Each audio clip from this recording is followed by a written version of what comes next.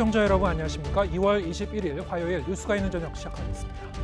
이재명 더불어민주당 대표에 대한 체포동의안이 오늘 국회로 넘어오면서 여야 간의 신경전이 더욱 가열되고 있습니다.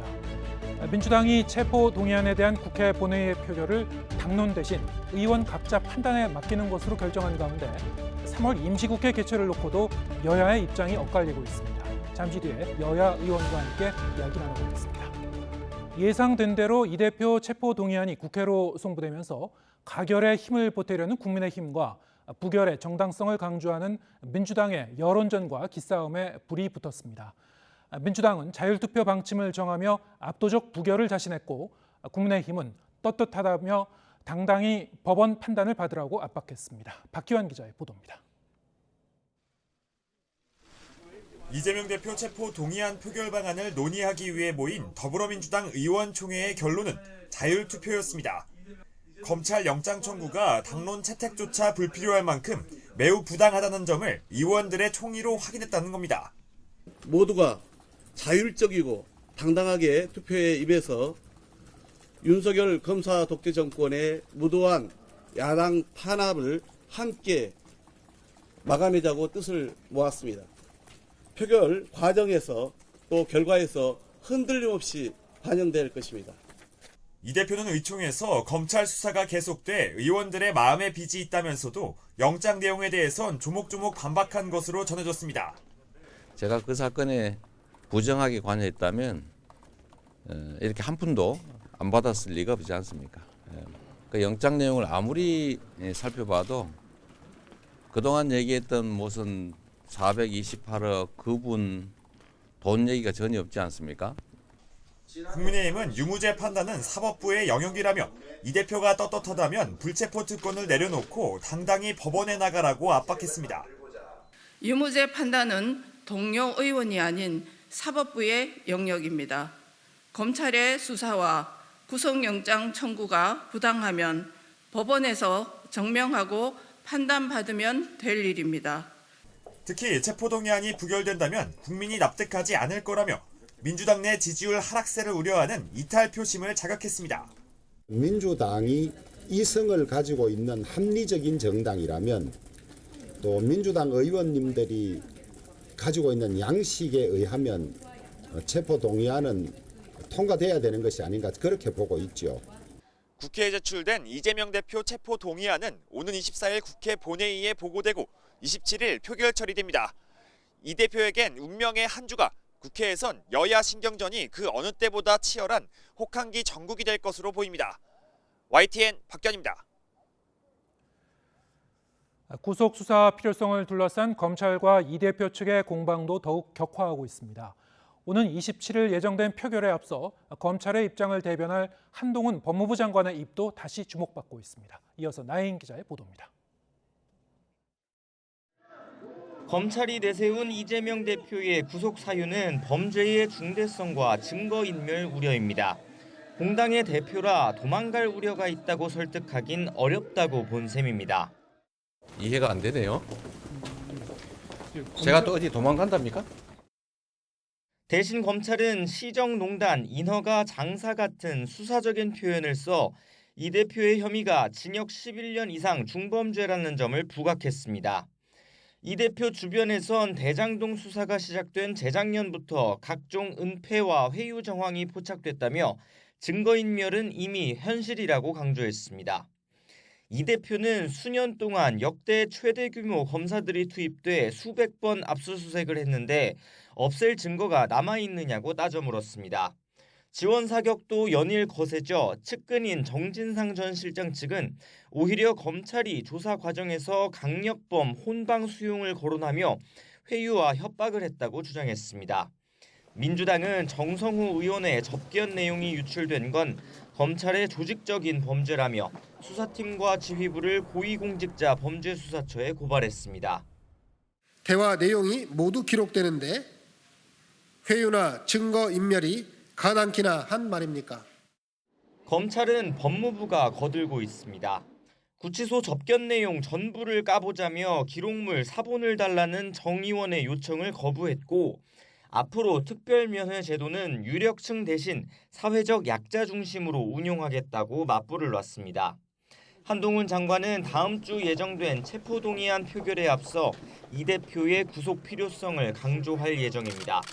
앞서 노웅래 의원의 체포동의안이 부결됐을 땐 피의 사실 공표 논란에도 오히려 자신의 설명이 부족했다고 했습니다.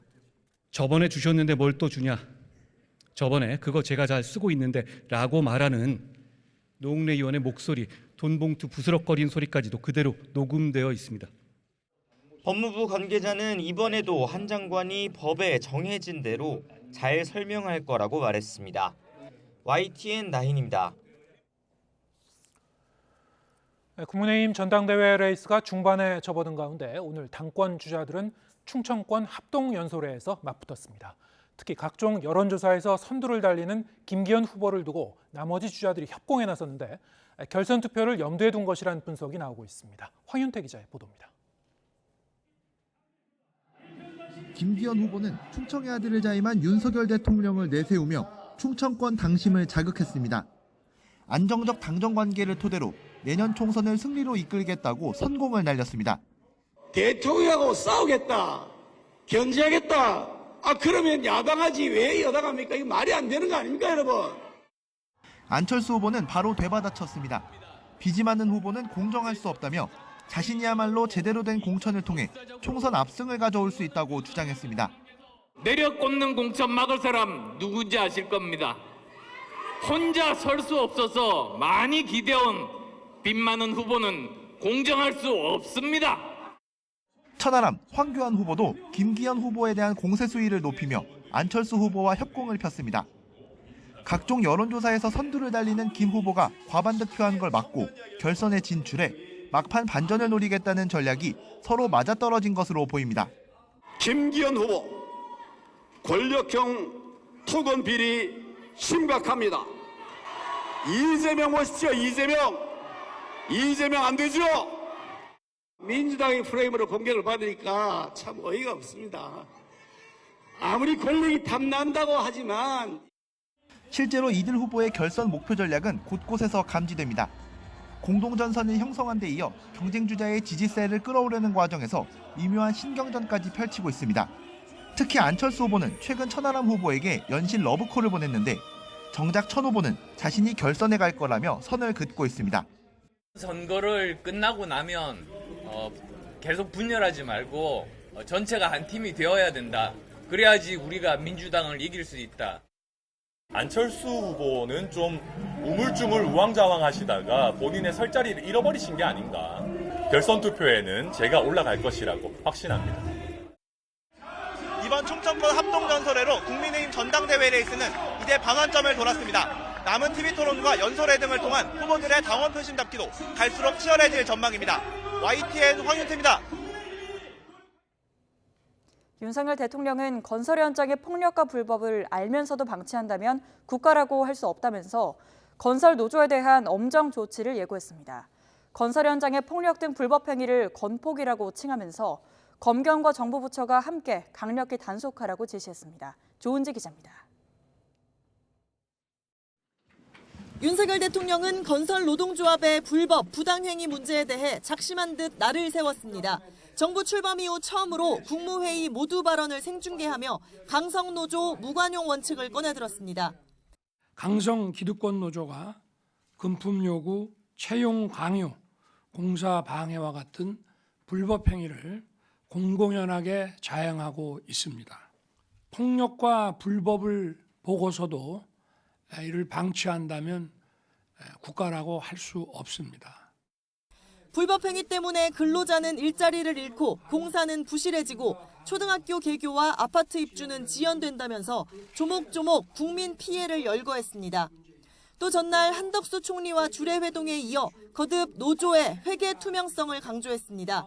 지난 5년간 1,500억 원의 혈세가 정부 지원금으로 투입됐고 세액공제도 별도로 하고 있다면서 관련한 지원을 중단할 뜻도 내비쳤습니다.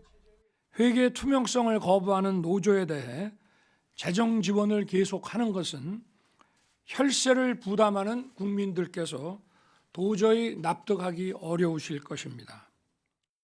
특히 노조의 기득권은 젊은 사람의 희망을 포기하게 하는 약탈 행위라면서 공정 경쟁을 언급했습니다. MZ세대 화두이자 윤 대통령 모토였던 공정을 노동개혁의 동력으로 삼으려는 전략으로 풀이됩니다. 노조가 정상화되어야 기업의 가치가 올라가고 자본시장도 발전하며 수많은 일자리도 생겨날 수 있다.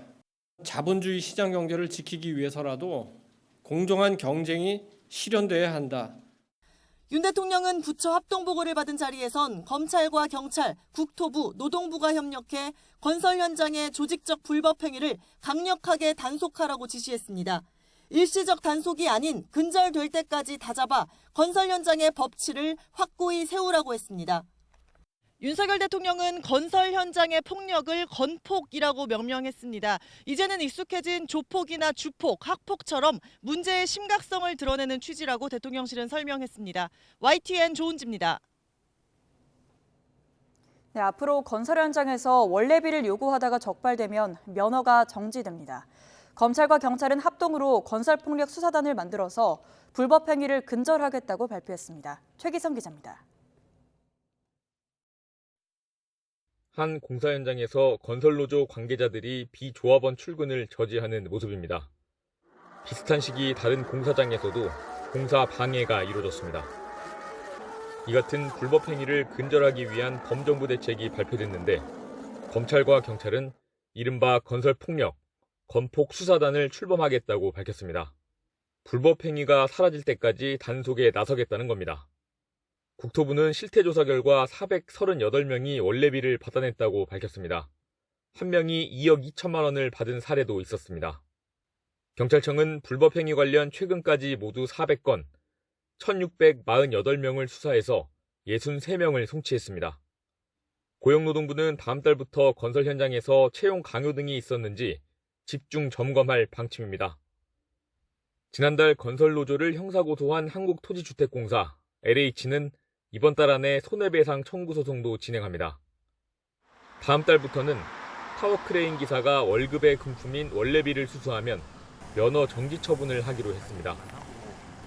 다른 불법 행위에 대해서도 처벌을 강화하겠다고 밝혔습니다. 형법과 노동조합법의 벌칙 규정을 적극 적용하겠습니다. 안전 규정에 대해서는 산업재배 재해 예방 취지에 맞게 합리적으로 운영될 수 있도록 개선하겠습니다. 신고 활성화를 위해 신고자에게 포상금을 제공합니다. 추가로 입법이 필요한 부분은 담당 부처에서 상반기 안에 법안을 발의할 예정입니다. YTN 최기성입니다. 파업 노동자에 대한 기업의 손해배상 청구를 제한하는 내용 등을 담은 이른바 노란봉투법이 야당의 주도로 상임위를 통과했습니다. 국민의힘은 야당이 법안을 끝까지 밀어붙이면 대통령에게 거부권 행사를 건의하겠다며 강하게 반발했습니다. 엄윤주 기자의 보도입니다. 하도급 노동자에 대한 원청 기업의 책임을 강화하고 파업 노동자에 대한 기업의 손해배상 청구를 까다롭게 하는 내용의 노란봉투법이 국회 환경노동위 문턱을 넘었습니다. 법안 소위와 안건조정위에 이어 전체 회의에서도 민주당과 정의당 등 야당 의원들이 가결을 주도했습니다. 위원장님, 네? 그러지 마세요. 의사결의 발언은 충분하겠군요. 반드시 심판받을 겁니다, 위원장님. 거듭되게 했던 결과로는 찬성 9인, 반대 8인. 여긴 뭐였어요? 따라서 감사합니다. 이 법안은 가결되었음을 선포합니다. 표결 직전까지 여야는 법안의 주요 내용을 놓고 거친 설전을 벌였습니다. 기업의 자유로운 경제활동을 막고 불법 파업을 조장한다는 여당과 노동자를 옥죄는 반헌법적 손해배상을 막아야 한다는 야당이 팽팽히 맞섰습니다. 지금 현재 노조법만으로도 충분히 노동자 보호, 그다음에 상권 보장 다 됩니다. 계속 전투적 노사관계가 형성되고 있는 선에서 어느 나라가 어디 외국 자본이 우리나라 들어와서 투자를 하겠습니까? 사측의 보복성 손배 폭탄을 제안하는 아주 미흡하지만 최소한의 조치였습니다. 도대체 전 세계 어느 나라에서 파업 한 번 했다고 1,000억 손해배상을 청구하는지. 논란 끝에 소관상임위를 통과한 노란봉투법은 이제 본회의 상정 전 마지막 관문인 국회 법제사법위원회에서 체계작구 심사를 받아야 합니다. 하지만 법사위원장이 여당 소속인 만큼 진통은 불가피합니다. 민주당이 양국관리법 때처럼 법사위에서 60일 이상 묶인 법안은 소관 상임위의 의결로 본회의에 직회부할 수 있다는 국회법 규정을 다시 들여다보는 이유입니다. 법사위가 또다시 이 법안 심사를 의도적으로 지연시키기 위한 이런 발목 잡기로 일관하는 모습을 또다시 보인다면 국회법에 따라서 조속하게 처리하는 것이 불가피할 것입니다. 본회의 가결 요건 역시 재적의원 과반 출석과 출석의원 과반 찬성인 만큼 여당이 국회 내에서 법안 처리를 막을 방법은 사실상 없습니다. 그래서 국민의힘은 야당이 끝내 법안을 밀어붙인다면 윤석열 대통령에게 거부권 행사를 건의하겠다고 경고했습니다. 만약 이 법이 통과된다면 위헌일 뿐만 아니라 우리 경제에 심대한 폐단을 가져올 법이기 때문에 거부권 행사를 적극 건의할 예정입니다. 최후의 카드인 셈인데 만약 대통령이 제1을 요구한 노란봉투법을 다시 통과시키려면 재적의원 과반이 출석해 출석의원의 3분의 2가 찬성해야 합니다. 윤석열 대통령이 강성 기득권 노조의 불법 행위를 엄정 단속하겠다고 강조하는 가운데 노조 관련 현안이 전국의 쟁점으로 떠오르고 있습니다. YTN 엄윤주입니다. 국회 환노위를 통과한 노조법 개정안에서 또 하나 민감한 사안은 이 원청의 단체 교섭 책임을 부여한 사용자성 확대 부분인데요. 이 쟁점을 놓고 노사정 견해차가 뚜렷한 가운데 노정 관계는 벼랑 끝으로 치닫고 있습니다. 김연아 기자가 보도합니다.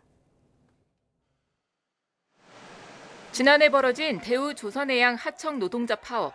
대우조선은 이들의 고용주가 아니었지만 이들은 원청이 하청기업의 이윤을 보장해야 임금을 올릴 수 있다며 사업장을 점거했습니다. 하지만 사태가 극한으로 치달을 때까지 대우조선해양은 교섭에 적극적으로 나서지 않았는데 조선업계에선 저가 수주 뒤 하청 단가를 후려치거나 돈을 주지 않는 등 불공정 행위로 떼먹은 돈이 1,000억 원이 넘습니다. 노동계는 결국 이 문제를 풀려면 하청 노동자들이 원청과 교섭해야 한다고 봅니다. 우리는 아무런 권한이 없어. 원청 가서 얘기해. 또 원청 가서 또 이야기하면 당신들하고 우리는 직접적인 고용관계가 아니야. 하청 가서 얘기해. 이렇게 얘기를 하면서 계속 뺑뺑이를 돌려요. 견디다 못하고 불면 터져 나오면서 이게 큰 쟁의 행위로 나오거든요. 환노위를 통과한 노조법 개정안의 사용자성 확대 조항이 바로 이 부분인데 일단 원청이 교섭 책임을 지게 되면 하청의 근로조건이 올라가고 다단계 하도급 관행이 개선될 거라는 게 노동계 주장이지만 대기업은 하청이 수천 개, 중소기업도 여러 개를 관리해야 해 업무 폭주는 물론 하청의 하청들부터 연쇄 분규가 발발할 거란 우려도 만만찮습니다. 여기에 파업 손해배상까지 제한되면 사태가 걷잡을 수 없을 거란 우려도 나옵니다.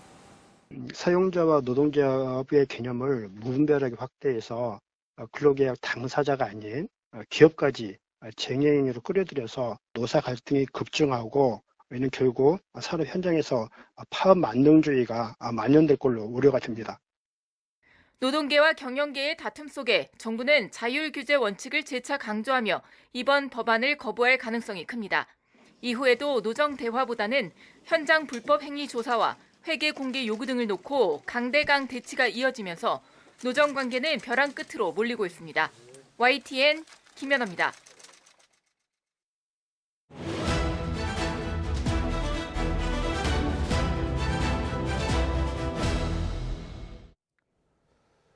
네, 정치가 있는 저녁 정가는 조혜진 국민의힘 의원 그리고 김영배 더불어민주당 의원과 함께 정치권 소식 짚어보겠습니다. 안녕하세요. 반갑습니다. 안녕하세요. 어서 오세요. 자, 이재명 대표 체포동의안이 국회로 넘어오면서 다음 주 27일까지 일단 이 표결이라는 한 고비를 이제 넘어야 합니다. 국회가.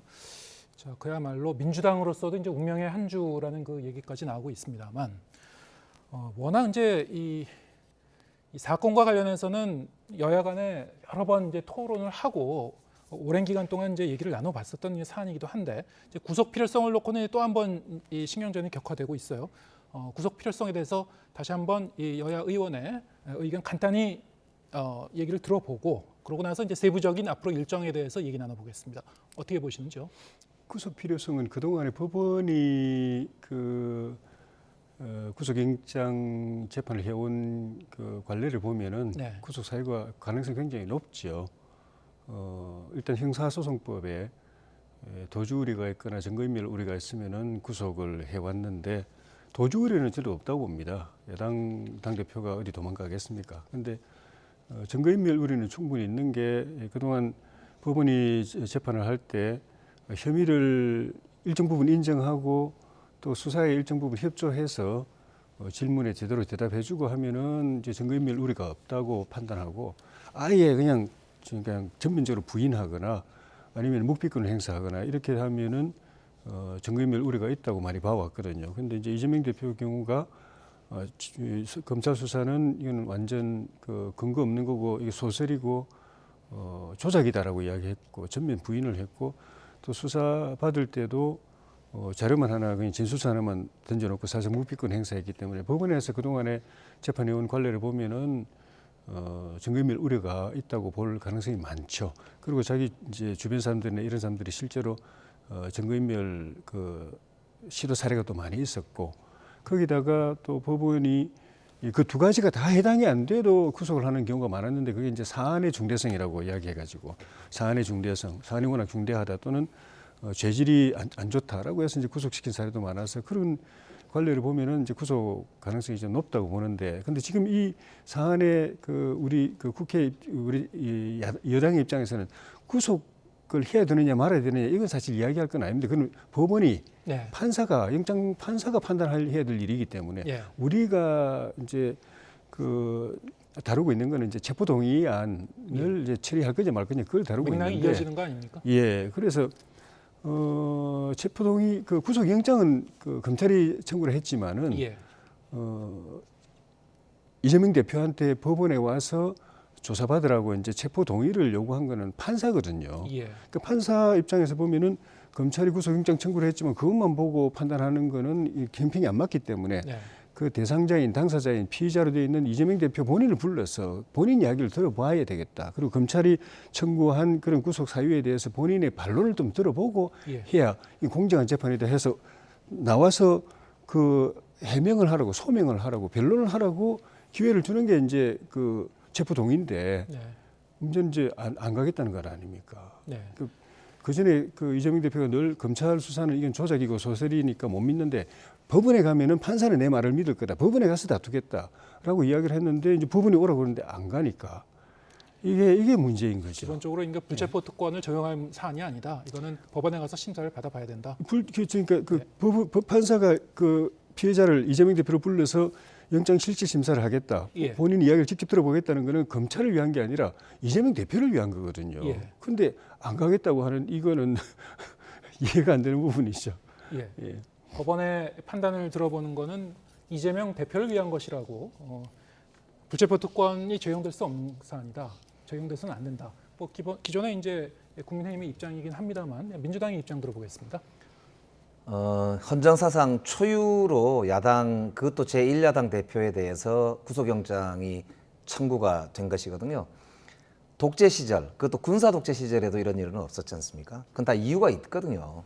거기다가 이게 정치 영장이다라고 그대로 시인하고 있는 게 뭐냐면 대통령실의 고위 관계자, 제가 알기로는 수석이라고 알고 있는데 대통령실의 수석이라는 사람이 이번 한 번으로 안 끝난다. 방탄을 하면은 또 영장 청구가 될 거다. 이렇게 얘기를 했잖아요. 그러니까 이거는 대통령실이 이미 검찰의 수사, 기소, 영장 청구 다 기획하거나 조종하거나 알고 있다는 뜻이거든요. 그러니까 어느 대통령실에서 저는 역대로 야당 국회의원, 그것도 야당 대표에 대해서 영장 청구가 될 거다고 예고하는 경우는 제가 처음 봤습니다. 그러니까 이런 상황을 놓고 어느 야당 국회의원이나 국민들이 아이고 대통령실하고 아무 상관없이 윤석열 대통령의 뜻과 상관없이 검찰이 객관적이고 공정하게 수사하고 있구나 그렇게 생각할 사람이 누가 있겠습니까? 그러니까 이 사태는 애초에 자신의 가장 큰 경쟁자였던 이재명 대표와 민주당에 대해서 일관되게 탄압과 수사를 일관해 왔던 것의 연장선상이다 이렇게 볼 수밖에 없고요. 그런 점에서 우리 민주당은 아까 의원총회에서도 사실상 의견을 모았습니다만 이거는 도저히 정상적 영장 청구로 인정하기 힘들다는 이제 입장을 다수가 가지고 있다 이런 말씀을 드립니다. 네, 의원 각자의 이제 판단에 맡기기로 한 건데요. 자율투표로 네. 가기로 한 그렇습니다. 건데 오늘 의원총회 이 논의 과정에서 그러면은 이번 이제 표결에 임하는 거는 이제 일단 표결을 거친 다음에 뚜껑을 열어봐야지 알겠습니다만 뭐 대부분은 이제 부결적으로 이제 관측을 하고 계시고 사실은 여야나 그렇습니다. 문제는 이제 이 찬반이 어느 정도 나오냐 이건 뭐 그때 가서 봐야 알겠습니다만 민주당 내부로서도 사실 이제 여러 가지 고민이 있다고 좀 익히 듣고 있습니다. 앞으로 검찰이 영장 청구를 이번에 한 번에 그치는 것이 아니고 이른바 이제 쪼개기로 갈 가능성도 있고 이재명 대표도 이제 재판 출석 빈도가 다음 달부터는 점점점 늘어날 가능성이 있고 사법 리스크는 계속 블랙홀처럼 다른 이슈를 계속 빨아들이고 있고 여기에 대해서 어떤 그 논의나 어떤 문제 제기나 의견 제시는 없었습니까? 의원총회에서? 오늘 의원총회에서는 우선 뭐 헌정 사상 초유의 사태에 대한 입장을 사실상 공유하고 네. 마음을 모으는 자리였다고 보고요. 향후에 이제 금방 말씀하신 대로 이제 정부와 여당에서 이제 탄압 일변도로 나오겠다고 지금 예고하고 있는 상황이기 때문에 예. 이것에 대해서 어떻게 국민들께 잘 말씀을 드리고 또 국민들의 동의를 구해가면서 저희들도 싸울 건 싸우고 또 극복할 건 극복할 건지 논의를 해야 되겠죠. 사실 뭐 고민이 많이 있습니다. 야당이라는 존재가 해보니까 굉장히 힘드네요. 그러니까 이제 아무래도 이 권력자가 마음을 먹고 뭘 이렇게 하려고 하면은 얼마든지 뭔가를 이렇게 조작해내고 혹은 아니면 일방적으로 이렇게 막 윽박지를 수 있는 현재 상황이 너무 서글픈데요. 그럼에도 불구하고 어쨌든 중요한 것은 국민들께서 충분히 이해하시고 또 저희들과 마음을 합칠 수 있도록 저희들도 만들어내는 게 또 저희들의 과제이기 때문에 그런 점에서는 뭐 깊이 고민하고 또 토론이 있을 거로 그렇게 생각을 하고 있습니다. 분명한 것은 27일 날 표결을 앞두고 있는데 우리 내부에서도 뭐 여러 고민을 하겠지만은 국민들과 함께 이 어려운 상황에 대해서 뚫고 나갈 수 있는 지혜를 모으고자 합니다. 많이 좀 도와주셨으면 좋겠다 이런 말씀 드리고 싶네요. 네. 의원의 불체포 특검과 관련한 그 논란은 사실 이번에 그칠 것 같지는 않고요. 앞으로 이제 또 비슷한 상황이 재발될 수도 있고 그래서 차제 이것과 관련해서 이제 국민의힘 입장을 한 번 더 여쭤보겠습니다. 국민의힘은 이재명 대표가 불체포 특권을 이제 포기해야 된다 이렇게 이제 주장하고 있고 과거에 이제 권성동 의원의 모델도 있다 뭐 이런 그 말씀을 하시는 분들도 있고 그런데 여기에 대해서는 좀 그 이견이 좀 있는 것 같아요. 세부적으로 얘기를 하면은 헌법 44조 1항에 보면은 체포 구금을 위한 동의의 주체를 영장이 청구된 당사자가 아니라 결국에 이제 국회만이 동의를 할 수 있다 이렇게 못 받고 있거든요. 그래서 이 불체포 특보는 의원 당사자가 이제 포기할 수 있는 것이 아니다. 이거는 이제 어쨌든 국회의 표결을 통해서 동의를 받아야 된다. 회기 중에는 뭐 이런 게 사실 지배적인 의견 아니냐 이런 주장이 있습니다. 그럼에도 불구하고 국민의힘은 불체포 특권의 이제 포기를 이재명 대표가 스스로 포기해야 된다고 했는데 그 의미는 어떤 건가요, 실제로? 구체적으로 어떻게 하란 말입니까? 권성동 의원 같은 경우에도 본인이 자발적으로 법원에 가서 구속영장 심사를 받았거든요. 그때는 근데 임시 국회 그 회기가 아니었죠. 회기 중이 아니었던 걸로 알고 있습니다만. 네, 어쨌든 그 본인의 권한이기 때문에 본인을 예. 보호하기 위한 거기 때문에 다른 의원들을 보호하기 위한 것이 아니고 구속영장이 청구된 본인을 보호하기 위한 제도이기 때문에 본인이 그걸 포기하면은 갈 수 있는 거죠. 회기 중에도 그냥 이 국회 표결을 건너뛸 수 있습니까? 제가 검찰 쪽에 두 분에다가 물어보니까 검찰 예. 출신 두 분에게 물어보니까 한 분은 그건 제도적으로 조금 뭐 그 문제가 있다고 이야기하는 분도 있고 예. 한 분은 그건 당연히 본인이 포기하면 그건 가능한 거다. 본인이 그 영장 실질 심사를 안 받으려고 하니까 이런 문제가 생기는 거다라고 예. 이야기를 해서 굳이 이야기하면은 제가 물어본 분은 뭐 조금 의견이 엇갈리긴 하지만 예. 헌법의 상식으로 보면은 이거는 본인이 포기하면 굳이 다른 의원이 나서 가지고 이렇게 국민들로부터 지탄받으면서까지 그리고 국민의 상식도 예. 이런 뭐 민주화 투쟁하다가 무슨 군사 정권으로부터 탄압받는 것도 아니고 예. 또 당 대표가 되고 나서 무슨 정치적인 문제로 이런 사건이 생긴 것도 아니고 옛날에 성남시장 할 때 생긴 말 그대로 토착 비리인데 네. 이걸 이제 와가지고 왜 민주당이 아무런 책임도 없고 관계도 없는 민주당이 나서가지고 방탄을 해야 되고 민주당이 집단적으로 국민들로부터 손가락질 받아야 되고 지지율이 떨어져야 되고 이걸 하면 민주당 당원들도 이해를 못할 겁니다. 그걸 풀어주는 게 이제 이재명 대표 본인의 결단이라고 생각이 들고 이재명 이런 걸 생각해서 이재명 대표가 전부터 불체포 특권은 폐지해야 된다고 이야기를 했었고 자기에 대해서 직접 나처럼 깨끗하게 살아온 정치인은 불체포 특권 필요 없다고 직접 자기를 거론하면서까지 예시하면서까지 이야기를 해놓고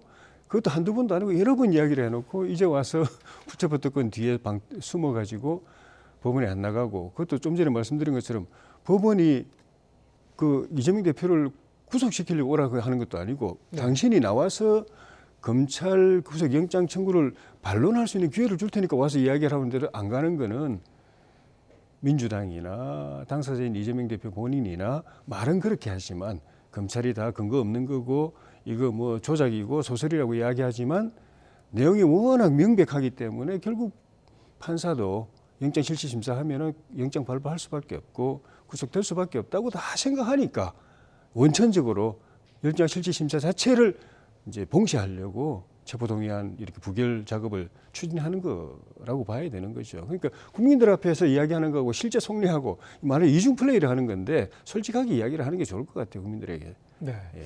뭐 이제 민주당이나 이재명 대표는 이게 부당한 수사고 야당 탄압의 차원이다라고 보기 때문에 거기 이제 좀 정면으로 반대되는 그런 입장을 나타내고 있다는 건 뭐 익히 알고 계실 것이고요. 그러니까 이게 본질적으로는 그 대통령과 국회의 견제와 균형의 원리에 따라서 대통령도 임기 중에 소출을 안 받지 않습니까? 예. 그러니까 그 조항을 둔 이유는 대통령이 어쨌든 임기 내에는 정상적으로 국정을 이끌어갈 수 있도록 헌법상의 제도를 둔 것이거든요.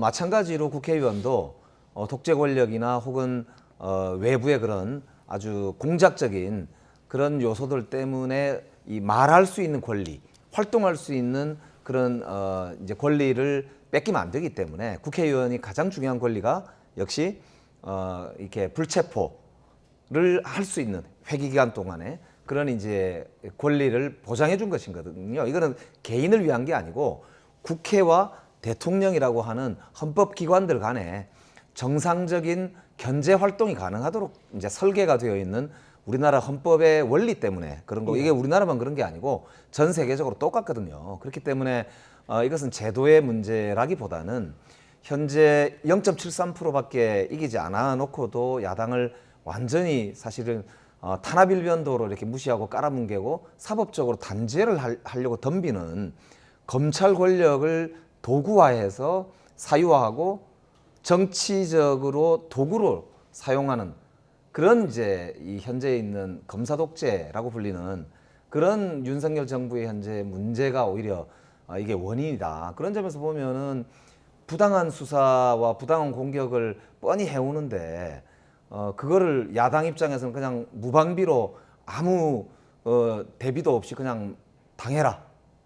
그거는 사실은 정치적으로 보더라도 여당과 야당이라고 하는 것으로 나눠져 있는 현재 있는 우리나라 헌정 구조를 사실은 인정하지 않는 일방적인 이야기거든요. 그렇기 때문에 이 문제는 저는 그 전에 뭐 여러 이제 논의가 있을 수도 있었고 특히 이재명 대표 같은 경우는 검찰권의 정당한 행사가 이루어지고 정상적으로 사법 체계가 돌아간다라고 하는 그런 이제 그걸 염두에 두고 의원들의 불체포 특권 문제에 대해서도 자신의 견해를 밝혔던 것으로 저는 생각이 됩니다. 그렇기 때문에 이 문제는 지금 당면한 상황과는 좀 안 맞는 그런 이야기 아닌가 그렇게 생각이 들고 이게 이제 저는 앞으로도 이런 문제가 계속 반복되는 게 이게 아주 검찰과 대통령실의 의도적인 기획이라고 생각하거든요. 뻔히 방탄할 거야. 그러니까 별 증거도 없고 새로운 사실도 없이 무리하게 정치적으로 자꾸 기소를 하고 덧치를 하고 있는 그런 정치적 공작 아니냐. 저는 그렇게 볼 수밖에 없다고 생각합니다. 네, 이거는 말씀하시는 것처럼 문재인 정권 때 나온 사건 아닙니까? 정권 바뀌고 나서 새 수사를 시작해가지고 끄집어낸 사건이 아니고 문 대통령 때 사건 제대로 수사 안 하고 넘긴 걸 갖다가 보강 수사해가지고 지금 이렇게까지 온 것이고 막 방금 말씀드린 대로 당 대표 되고 나서 무슨 정부 여당하고 좀 관계가 안 좋아가지고 벌어진 일이 아니고 벌써 10몇 년 전에 성남시 양할 때 생긴 일인데 이거를 이 정권에 마치 국민들이 들을 때는 야당 주장을 들어보면은 당 대표 하다가 저기 대통령하고 사이가 안 좋아서 단합받는 것처럼 오해할 수도 있고 또 저게 문재인 정권 때 아무 문제가 없었다가 정권 바뀌고 나서 여야 바뀌고 나서 생긴 것처럼 오해할 수도 있는데 전혀 그게 아니라는 점에서 민주당까지 저렇게 같이 이렇게 말가름 공도동방하는 것이 참 어떻게 보면 안타깝고 그런 일이 안 벌어지기 위해서는 이재명 대표가 당대표에 출마하거나 이런 일이 없어야 된다고 전부터 이야기했는데 결국 우려했던 대로 가고 있어서 우리 당이 사실은 코가 석자인데 남의 당 걱정해 줄 일은 아니지만은 참 민주당 의원님들도 많이 답답하실 것 같아요. 네, 지금 여야 간의 이제 대립 전선이 계속 격화되고 있고 사실 이재명 대표의 체포동의안을 포함한 여러 가지 검찰 수사와 관련해서는 정말 여야 간의 이 토론 자체가 결론이 안 나는 그런 문제 같습니다. 무한 도돌이처럼 계속 이제 평행선을 달리고 있는데, 자, 이런 가운데 여러 가지 국회에서 처리되지 못하고 있었던 이제 이 쟁점 법안들이 있었죠. 그 중에 하나인 노란봉투법. 오늘 국회 환노위를 통과를 했습니다. 야당 단독으로 처리가 됐습니다. 국민의힘 의원들은 이제 퇴장한 가운데. 자, 앞으로 어떻게 될 것인지, 워낙에 이제 이 노조의 파업 그리고 여기에 대한 그 사측의 손해배상 청구를 제한하는 그 내용이 핵심인지라 여야 간의 그 시각 차이가 큰 부분이어서요. 벌써부터 이게 국회 본회의 통과 나중에 하게 된다고 하더라도 결국엔 대통령이 거부권 행사할 거 아니냐, 이런 전망까지 벌써부터 지금 나오고 있는 상황이고요. 어떻게 보고 계신지요? 당연히 민주당이 숫자의 힘으로 밀어붙이면은 법사위 패싱하고 본회의에 올려가지고 또 단독 처리해서 통과시킬 수 있을 겁니다. 그건 우리 막을 길이 없어요. 근데 이거는 대통령이 거부권을 행사할 수밖에 없고 또 행사하게 될 거고, 이런 게 이건 말이 법이지, 이런 법이라는 이름으로 이름표를 다른 이는 무법이고 엉터리 입법입니다. 지난 어떤 점에서 엉터리 입법입니까? 일단은 입법이라는 게 기본이 아무거나 만들면 법이 되는 게 아니고 내용이나 체계에 있어 가지고 그 기준이 있는 겁니다. 내용이 명확해야 되고 그리고 예측 가능해야 되고 또 형평성이 어긋나지 말아야 되고 여러 가지 기준이 있는 겁니다. 그래서 입법학이라는 것도 있을 정도로 법이라는 게 만들어서 방법이 두드리면 다 법이 되는 게 아니고 그 학문이 별도로 있을 정도로 입법이라는 것은 엄격한 요건이 있는 건데 다 안 맞는 겁니다. 예를 들면은 정당한 행위가 아닌데도 폭력을 쓰지만 않았고 파괴 행위만 아니면은 손해배상 청구 못하게 되어 있습니다. 나머지 폭력 파괴 행위 말고도 위법이 엄청 많습니다. 나머지 폭력만 안 쓰고 파괴 행위만 아니었으면은 나머지는 다 불법이라도 이거는 상관없다는 겁니다. 이런 법이라는 게 이게 어디 있습니까? 그리고 노조법 2조, 3조 개정하는 걸 이제 본래 취지로 하고 있는 것인데 이거는 책임을 져야 하는 사용자 범위는 무한대로 넓히는 거고, 그리고 이익을 향유하는 노동자 범위는 또 무한대로 넓히고, 또 쉽게 말하면 사용자 책임은 극대화하고 노동자 책임은 극소화하는 법입니다.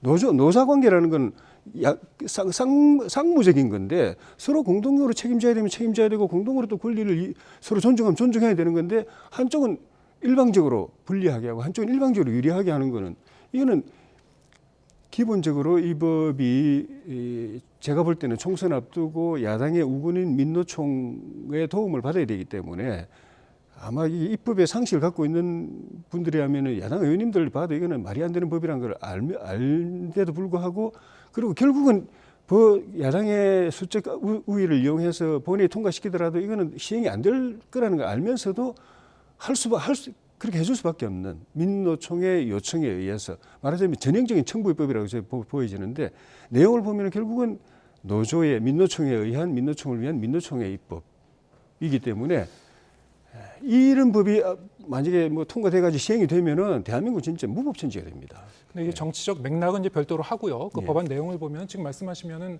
그걸 들어보면은 이를테면 뭐 사용자 범위를 확대했다거나 손해배상 청구를 제한하는 그 범위 자체가 좀 모호하게 규정이 돼 있고 여러 가지 이제 부작용이 있을 것이다 이제 우려하는 그런 그 의견이신데 그럼 진작에 그럼 국민의힘도 적극적으로 논의에 참여하셔서 이 법안의 기본적인 정신이나 아니면은 그 핵심 자체를 부정하는 게 아니었다면 그 좀 더 명확하게 규정하고 여야 간의 머리를 맞대고 좀 그 합의점을 도출할 수 있는 여지는 전혀 없었나요? 우리가 거꾸로 지난번에 대우조선해양이라든가 또 그 물류 그 파업 때 있었던 그런 불법 행위들을 보면서 그래가지고 한두 명의 그런 불법 행위로 인해서 회사가 막대한 피해를 입는 걸 보면서 거꾸로 이걸 더 강화해야 된다고 생각했죠. 그런 불법 그 노동 행위라고 하기도 힘든 그런 불법 행위 노조나 노동자의 불법 행위를 더 강화 그 규제를 더 강화해야 된다고 생각을 했는데 거꾸로 가버린 거죠. 근데 이게 노란 봉투법이라는 이름이 굉장히 상징적인데 이게 언제 생겼냐면요.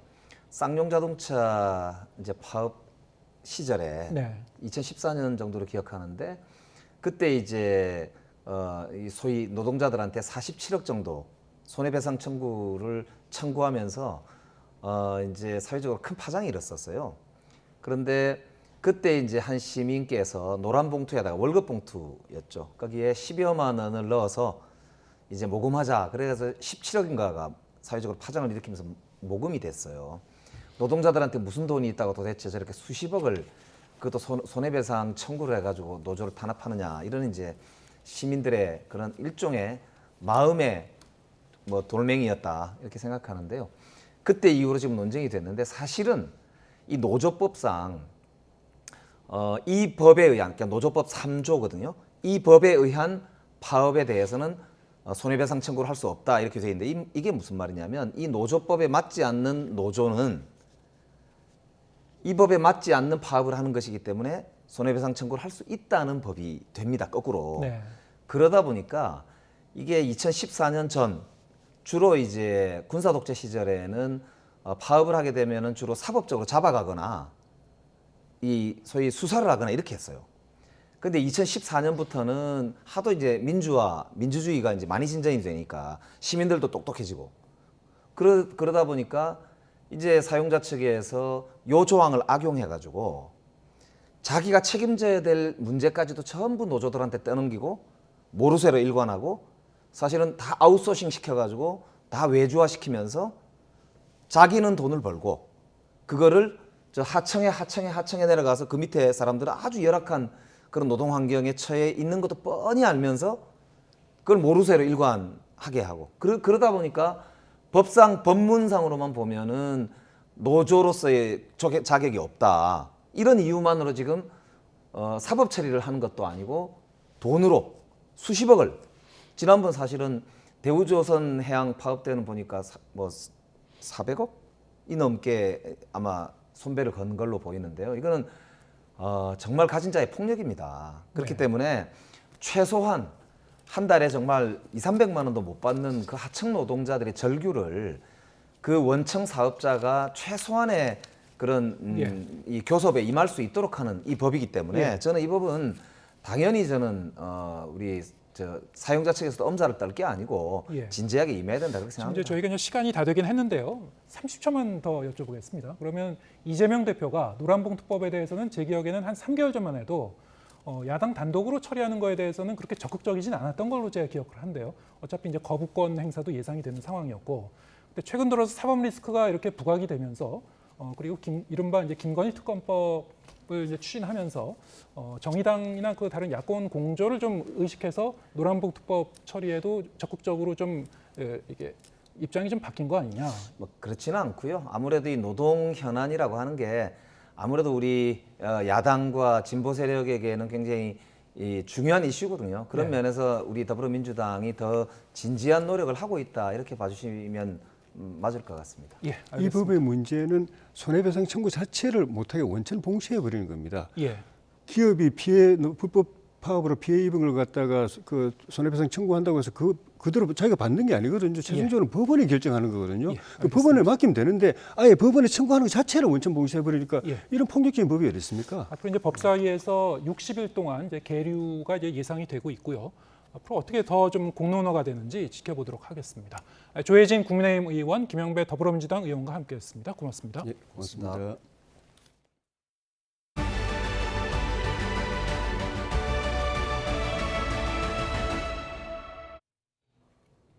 어제 오전 북한의 초대형 방사포 발사와 관련해서 북한 매체들이 이례적으로 빠른 보도를 이어가고 있습니다. 지난해 한동안 미사일 도발을 하고도 대내적으로는 침묵하던 행보에서 완전히 바뀐 건데요. 그 이유가 뭔지 최도희 기자가 보도합니다. 북한이 초대형 방사포를 발사한 지 1시간여 만에 대외용 관영 매체인 조선중앙통신에서 발사 사실을 빠르게 보도한 데 이어 북한 주민들이 보는 조선중앙TV에서도 발사 2시간 만에 관련 내용을 발빠르게 알렸습니다. 600mm 방사포를 동원하여 발사점으로부터 각각 계산된 395km와 337km 사거리의 가상 표적을 설정하여 동해상으로 2발의 방사포탄을 사격했습니다. 이튿날에도 북한 주민들이 보는 노동당 기관지 노동신문 이면에 전날 진행했던 방사포 발사 소식을 실었습니다. 통상 발사 이튿날에나 대대적으로 보도했던 전례에 비춰보면 이례적으로 빠른 보도 행태입니다. 특히 지난해 5월 4일 탄도미사일을 발사한 이후 5개월 넘게 관련 보도를 일절하지 않으며 침묵 기조를 이어갔던 것과는 완전히 달라진 행보로 읽힙니다. 무엇보다 한미가 실시하는 각종 연합훈련에 초조함을 느끼고 있는 북한이 그에 따른 맞대응 사실을 대내외적으로 과시하고 싶어하는 의도가 담긴 것으로 보입니다. 북한은 지금은 굉장히 위기감이 높아져 있는 상황이고 그렇다고 해서 군사적인 대결로 계속 갈 수 있는 상황도 아니기 때문에 우리의 대응이 충분하다는 걸 대내외적으로 알리고 빨리 정리하고 싶은 생각이 있다고. 북한 일부 지역에 아사자가 속출하면서 극심한 식량난에 시달리는 상황에서 외부의 위협을 강조해 내부 결속을 위한 수단으로 활용하려는 의도도 엿보입니다. 북한의 빨라진 보도 행태가 언제까지 이어질지 주목되는 가운데 북한은 먹는 문제 해결을 위해 조만간 농업 단일 의제로 전원회의를 소집할 예정입니다. YTN 최두입니다. 유엔 안전보장이사회가 긴급회의를 갖고 북한에 대한 제재 방안을 논의했지만 성과를 내지는 못했습니다. 이번에도 거부권을 행사한 중국과 러시아에 막혔습니다. 김태현 기자가 보도합니다. 유엔 안전보장이사회 긴급 공개회의가 일본 측 요청으로 열렸습니다. 지난 18일 대륙간 탄도미사일을 발사한 지 이틀 만에 단거리 탄도미사일을 발사한 북한에 대한 추가 제재 방안이 논의됐지만 별다른 성과 없이 끝났습니다. 미국을 비롯한 서방 국가들과 한국, 일본은 북한의 탄도미사일 도발을 강력히 규탄하면서 안보리 차원의 대응과 제재를 요구했습니다. The United States condemns in the strongest possible terms the DPRK's February 18th and February 19th launches of 3 ballistic missiles. 그러나 중국과 러시아는 북한의 미사일 발사가 한미연합 군사훈련에 대한 정당한 대응이라며 북한을 두둔했습니다. 半岛就在中国的家门口，中方衷心希望半岛稳定而非生乱，不愿看到半岛问题陷入恶性循环。 지난해에도 유엔 안보리는 미국의 주도로 대북 제재 결의안을 표결에 붙였지만 중국과 러시아의 거부권 행사에 막혔습니다. 토머스 그린필드 주 유엔 미국 대사는 안보리 의장 성명을 다시 한번 제안할 것이라고 선언했습니다. 이어 예상대로 회의가 성과 없이 끝난 뒤에는 한미일 등 11개국을 대표해 북한을 규탄하고 안보리 차원의 공동 대응을 촉구하는 장외 성명을 낭독했습니다. 황준국 주 유엔 대사는 이에 당사국 자격으로 참석해 안전보장이사회 기능과 유엔 헌장의 원칙을 조롱하는 북한을 강력히 비판했습니다. There are no excuses for the DPRK's illicit nuclear and missile provocations. The DPRK has recklessly developed its WMD program for decades. 황 대사는 중국과 러시아의 거부권 행사로 유엔 안보리가 제대로 대응하지 못하는 상황이 개탄스럽다며 이런 거부권은 자기 모순적이라고 지적했습니다. YTN 김태현입니다. 대지진으로 가장 피해가 컸던 튀르키예 하타이 지역에서 강진이 또 일어났습니다. 이번 지진으로 지금까지 튀르키예와 시리아에서는 총 8명이 숨지고 600여 명이 다쳤는데요. 겨우 버티고 있던 건물들은 무너져 내렸고 또 주민들은 또다시 공포에 떨어야 했습니다. 류재복 기자입니다. 차량이 튕겨나갈 듯 땅이 요동치더니 새하얀 연기가 피어오릅니다. 간신히 버티던 건물이 무너져 내린 것입니다. 여기저기서 탄식과 절규가 이어지고 집을 나온 시민들은 조금이라도 안전한 곳을 찾아 뛰어다닙니다. İçeriye giriyoruz, içeride duramıyoruz. Bilmiyoruz, biz de bilmiyoruz. Ne yapacağımızı bilmiyoruz. Allah bize merhamet etsin Rabbim. Düzelecek bir şey yok. 규모 6.3의 지진은 또다시 튀르키예 동남부와 시리아 서북부 접경 지역에서 일어났습니다. 대지진으로 피해가 가장 큰 하타이주 안타키아 남서쪽 16km 지점입니다. 사상자와 함께 건물이 무너지고 고속도로 일부도 끊겼습니다.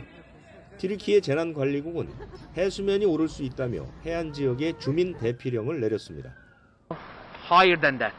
It was very shaky. We hardly stood up. It was very difficult. 시리아 역시 지진 충격을 피하지 못했습니다. 시리아 인권관측소는 반군 장악 지역을 포함해서 수백 명이 부상했다고 밝혔습니다. 지난 6일 대지진이 일어난 뒤 지금까지 6천여 차례 여진이 있었고 4만 7천 명 이상이 목숨을 잃었습니다. YTN 유재복입니다. 조 바이든 미국 대통령이 우크라이나 수도 키이우를 전격 방문했습니다. 바이든 대통령은 우크라이나에 5억 달러 규모 추가 군사 원조를 하겠다고 발표했지만 여기에 전투기는 포함되지 않았습니다. 김원배 기자가 보도합니다. 우크라이나를 깜짝 방문한 조 바이든 미국 대통령이 마린스키 궁에서 볼로디미르 젤렌스키 우크라이나 대통령의 영접을 받았습니다. 바이든 대통령은 폴란드에서 기차로 10시간을 이동해 아침 8시쯤 우크라이나 수도 키이우에 도착했습니다. 바이든 대통령은 파란색 정장에 우크라이나 국기를 연상시키는 노란색과 파란색 줄무늬 넥타이를 메고 있었습니다. Thank you very much for coming, Mr. President. That is a huge moment of supporting the Ukraine. And what can I say? I really appreciate that President Biden, American society. 정상회담에서 바이든 대통령은 5억 달러, 우리 돈으로 약 6,500억 원 규모의 추가 군사 지원 계획을 제시했습니다. 포탄과 대기갑 시스템, 방공 레이더 등 러시아군의 미사일 공습에 대응하기 위한 추가 장비 제공이 핵심인데 전투기는 포함되지 않았습니다. 바이든 대통령은 우크라이나는 약하고 서방은 분열돼 있다고 생각한 푸틴은 완전히 틀렸다며 이번 주 내로 러시아에 추가 제재를 하겠다고 밝혔습니다. 1 year later, Kyiv stands, and Ukraine stands, democracy stands, the Americans stand with you, and the world stands with you. 회담을 마친 두 정상이 성 미카엘 대성당을 방문하고 나오자 돌연 공습 사이렌이 울렸습니다. 그러나 실제 미사일 공습은 발생하지 않았습니다. 두 정상은 공습 경보가 울렸음에도 성 미카엘 대성당 인근 전사자 추모의 벽으로 함께 갔습니다. 바이든 대통령은 러시아군과 교전 끝에 숨진 전사자들의 사진이 붙어있는 벽 앞에 헌화하고 잠시 묵념했습니다. 5시간 남짓한 바이든 대통령의 이번 우크라이나 방문은 현직 미국 대통령이 미군이나 동맹국 군대가 상황을 통제하지 않는 전쟁 지역을 방문하는 이례적인 일이어서 극비리에 준비됐습니다. 전쟁이 장기전 양상으로 접어들면서 피로도가 높아진 가운데 서방의 리더로서 서방의 분열을 차단하고 러시아에 물러서지 않겠다는 강한 의지를 표출한 것으로 해석됩니다. 또 러시아에 군사적 지원을 하고 있거나 하려고 준비 중인 권위주의 국가, 즉 이란이나 중국에 대한 강한 경고의 의미도 담겼다는 분석입니다. YTN 김원배입니다.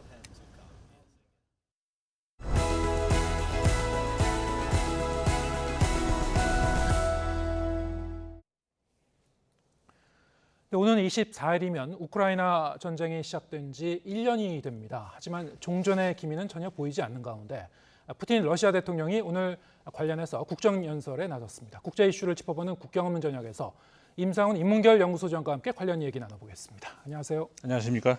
네, 오늘 24일 우리 날짜로 하면 이제 금요일이고요. 네. 현지 날짜로 보면 좀 다른가요? 예, 뭐 우리나라하고 6시간 차이니까 6시간 차이니까 거의 비슷하겠네요. 네네. 우크라이나 전이 시작된 지 정확히 1년이 됩니다. 네, 그렇죠. 벌써 1년인가 싶기도 한데 이게 벌써 1년이 다 됐습니다만 이 전쟁이 앞으로 어디로 좀 향하고 있는 건지 아무도 좀 예측을 할 수 없는 그런 상태이죠. 그렇죠. 지금 전황은 어떻게 좀 파악되고 있습니까? 지난 이제 우리 겨울이 들어선 이후로는 그 보병 간의 전투는 조금 더 줄어들었었죠. 가을에 그 우크라이나가 빼앗겼던 땅의 거의 절반 정도를 다시 차지하는 수준까지 밀어붙였고 그 이후로는 그 러시아의 어떤 그 포병 공격, 미사일 공격 이런 쪽으로 이제 계속 그 상황이 전개되고 있고 다만 최근 들어서 러시아가 그 동부 전선 돈바스 지역에 다시 좀 고 보병 병력을 다시 그 좀 집결시키고 더 밀어붙이려고 하는 그런 양상이 조금 보이기는 하는데 네. 그러니까 지난해와 조금 차이점이 있다면은 그 러시아군의 그 전차 부대가 약간 더 소홀해졌다는 것, 그러니까 적어도 부족해졌다는 것, 전차의 출현이 덜 보인다는 거거든요. 이런 것들에 대해서 서방 쪽에서의 그 여러 그 연구소라든가 어떤 그 정보기관 이런 데서는 그만큼 이 러시아의 전차가 손실이 굉장히 크다. 네.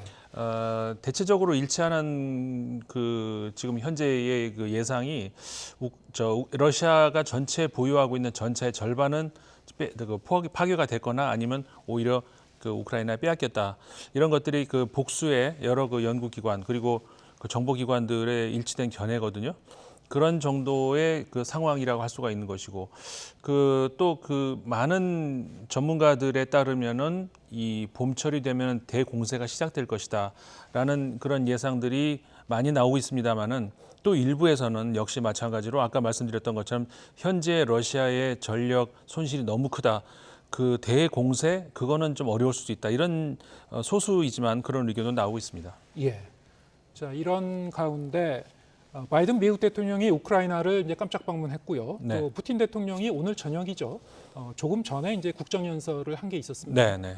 순서대로 좀 살펴보겠습니다. 조금 전에 있었던 푸틴 대통령의 연설, 특별한 내용이 좀 있었습니까?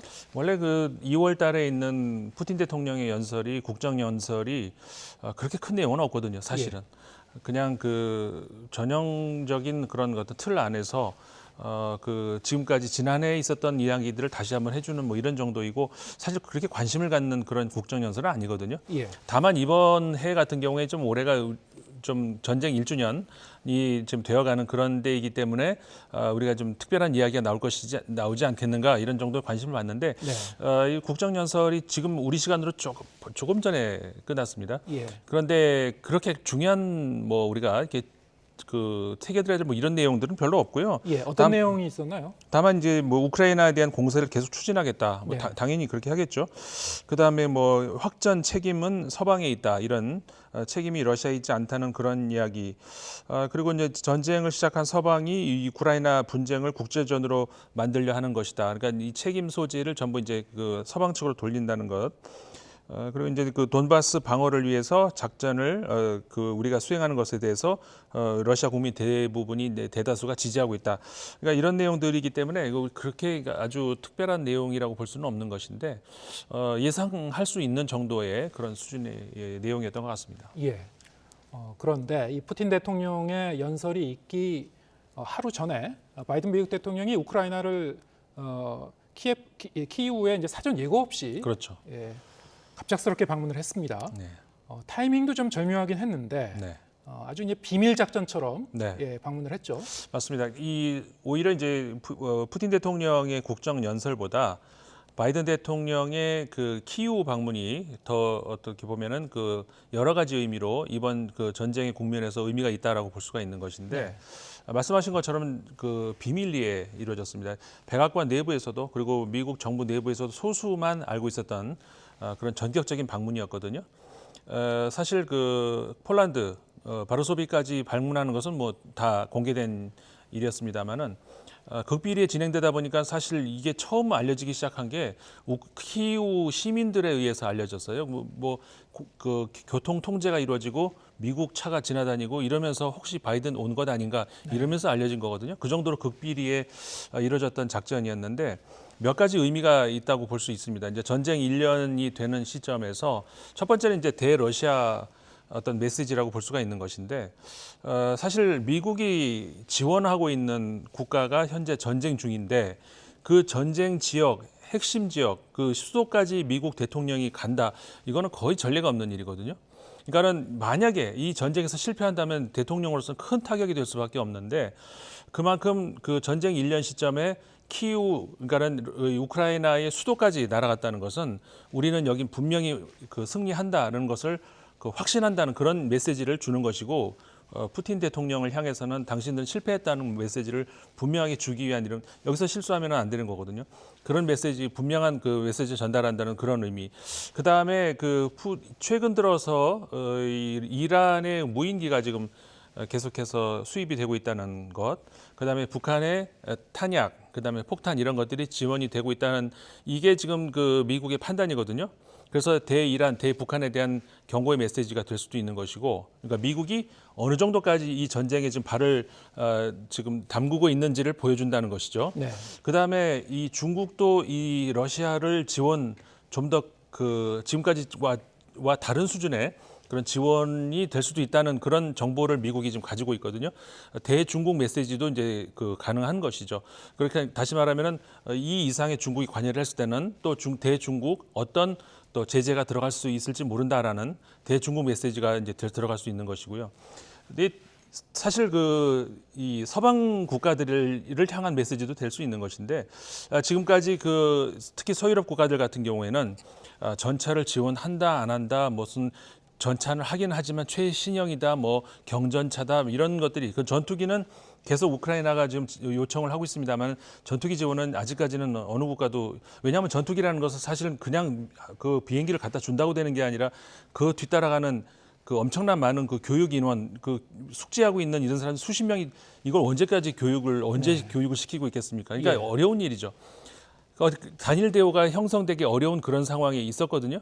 여기에 대해서 바이든 대통령은 미국의 입장은 분명하다. 이 메시지를 그러니까는 그 동맹국들에게도 주려는 그 의미가 될 수도 있는 것이죠. 예. 굉장히 이제 복합적인 메시지를 발신하는 그런 의미가 있었군요.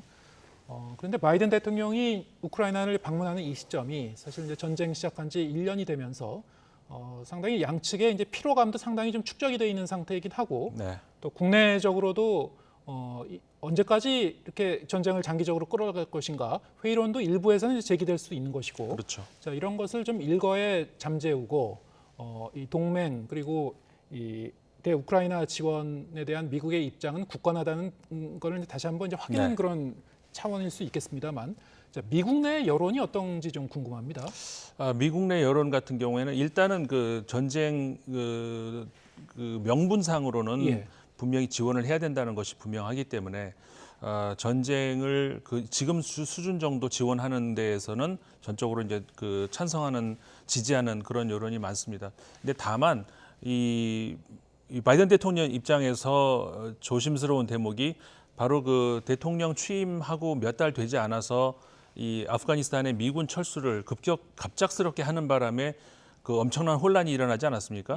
이렇게 되면서 사실 바이든 대통령은 대통령 당선되기 전 상원 의원 시절에도 그 외교위원장도 하고 외교 안보 전문가로 부통령까지 하고 그런 인물로 알려졌는데 그 대통령에 들어가자마자 이런 어떻게 보면은 그 실수를 했다고 볼 수가 있는 것이기 때문에 그때 그 아프가니스탄에서 이제 갑작스러운 철수 이후로 대통령 지지율이 갑자기 뚝 떨어지는 그 경험이 굉장히 아픈 경험으로 남을 겁니다. 그렇기 때문에 이 대외 작전 미국이 그 국제사회에서의 특히 이제 이런 전쟁같이 치르고 있는 이런 상황에서 어떤 그 스탠스를 취할 것인가라고 하는 것은 바이든 대통령 본인의 정치적 앞으로 운명을 보는 그 차원에서도 굉장히 중요할 수가 있는 것이죠.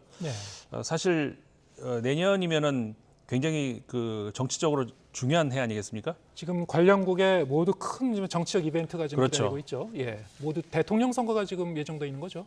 공교롭게 그 미국 대통령 선거도 예, 내년 11월이고, 예, 러시아는 내년 5월. 예, 내년 그러니까 러시아도 내년에 있고 또 우크라이나도 내년에. 우크라이나도 내년입니다. 예, 대통령 선거가. 내년에 네. 이 세 나라의 대통령 선거가 모두 있기 때문에 일단 그 바이든 대통령 입장에서는 그렇기 때문에 본격적인 대선 정국으로 들어가기 전에 그 자신이 잃어버렸던 어떤 그 국제사회에서의 리더십 그것을 빨리 이제 만회를 하고 싶겠죠.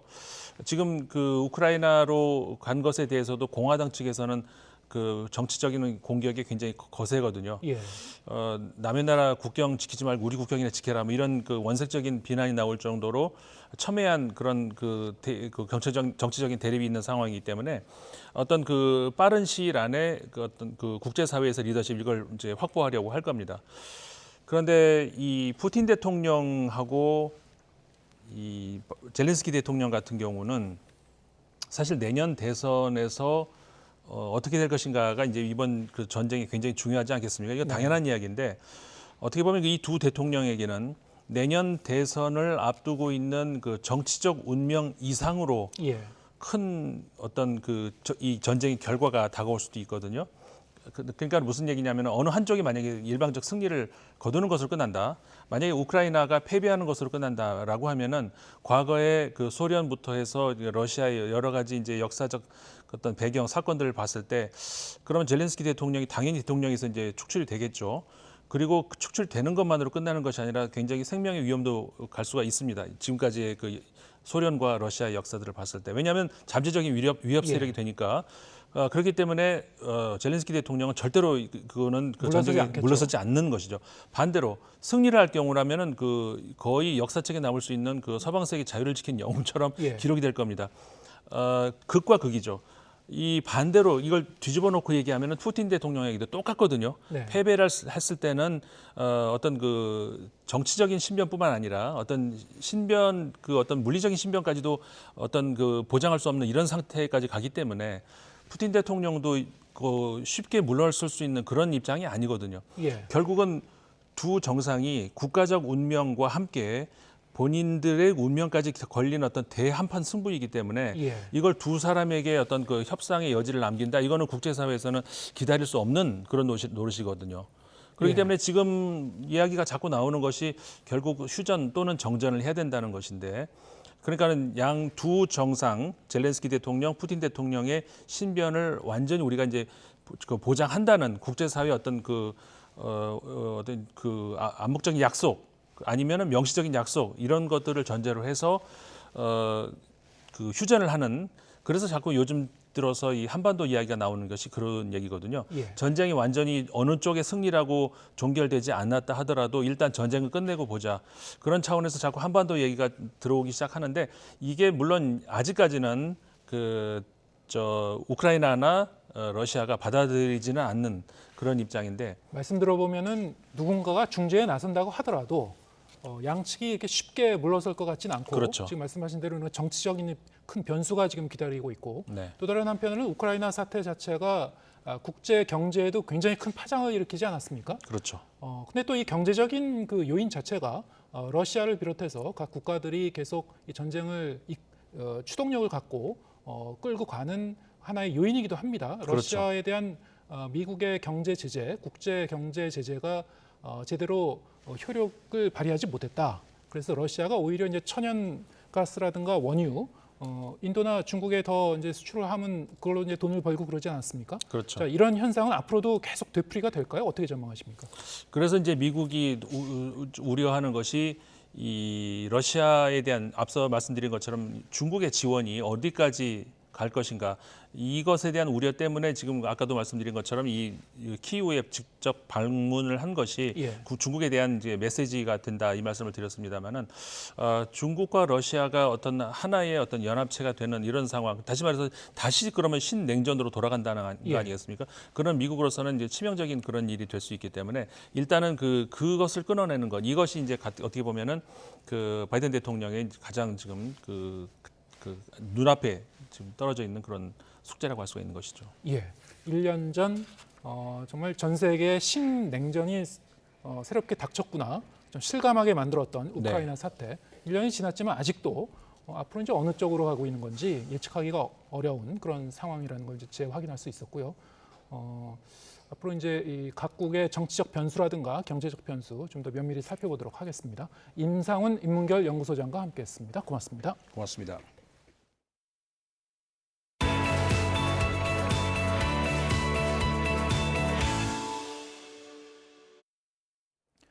동성과 결혼식을 올린 성소수자가 건강보험 피부양자 자격을 인정해달라며 소송을 내 항소심에서 이겼습니다.